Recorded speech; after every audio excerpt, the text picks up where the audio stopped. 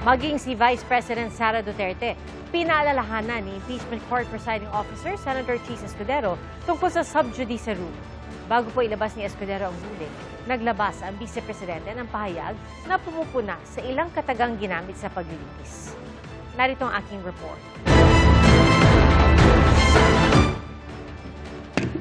Papasimula pa lang si Impeachment Court Presiding Officer Senator Chis Escudero sa pagbabasa ng ruling kaugnay sa sub judice rule sa impeachment trial nang i-post sa Facebook page ng Office of the Vice President ang pahayag ni Vice President Sara Duterte kaugnay sa ilang katagang binitawan sa paglilitis.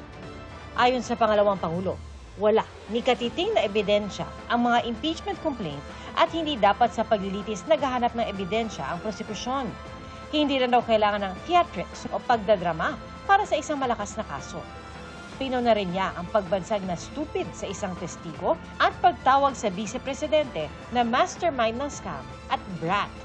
Ang pahayag na yan ipinunto ni Lead Prosecutor Jervil Luistro bago matapos ang pagdinig kanina.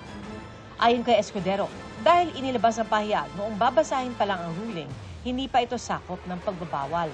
Pero dapat anya ipaalala ng depensa sa kanilang kliyente na posibleng may isagawang mahakbang kung lalabag siya sa sub judice rule sa hinaharap.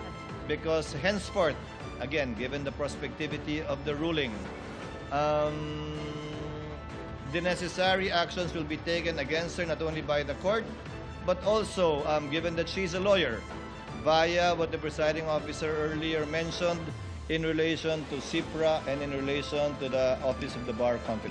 Kindly inform her, Attorney Sheila. We take note of that reminder, Your Honor. We'll have to discuss the matter, of course, with our client, the Vice President, kasi nga, very clear naman yung naging ruling ng ating presiding officer. Sa pananaw ni UP College of Law Associate Dean Professor Paulo Tamase, ipinakikita ng ruling na seryoso ang impeachment court na ibalik ang kaayusan, impartiality, at decorum sa proseso. The way that I think about itong issues with the Vice President making these statements, or actually many of the cast of characters sa impeachment making public statements is, kaya mo ba ikahon yung dagat? Minsan yung feeling niya na given the very political character of the case, posible ba talaga na patigilin sa pananalita yung mga politiko na involved, whether as witnesses or the respondent herself.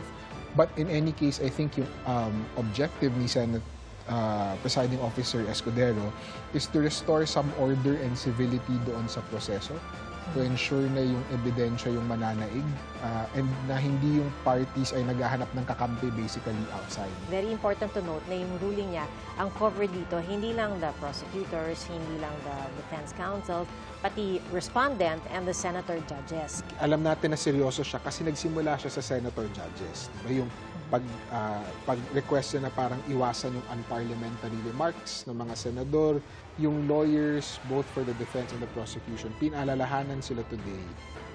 And in I think, threatening language kasi nagsasite na ng ethical rules. Yun yung pinakatakot lahat ng yung mga abogado pag na-investigate ka for ethics.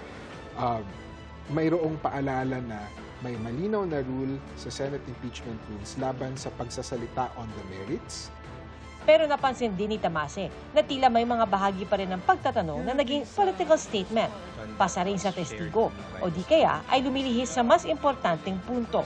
So hindi natin alam kung hindi lang ba nakinig yung mga other senators during the reading of Senator Escudero's order, or if mayroon talagang pushback against them. In the meantime, I think we'll find out in the next few days kung tatalima talaga sila. Ang prosekusyon na depensa, nire-respeto ang utos ng impeachment court. Yeah, we always submit to whatever the court naman rules. Covered siya sa rule, so yun lang. You inform him, of course. Or whoever will inform her. Somehow it will have an effect, but we will do the necessary innovations kasi hindi kami papayag na hindi maabot ng bawat Maria at Juan de la Cruz ang impormasyon, ang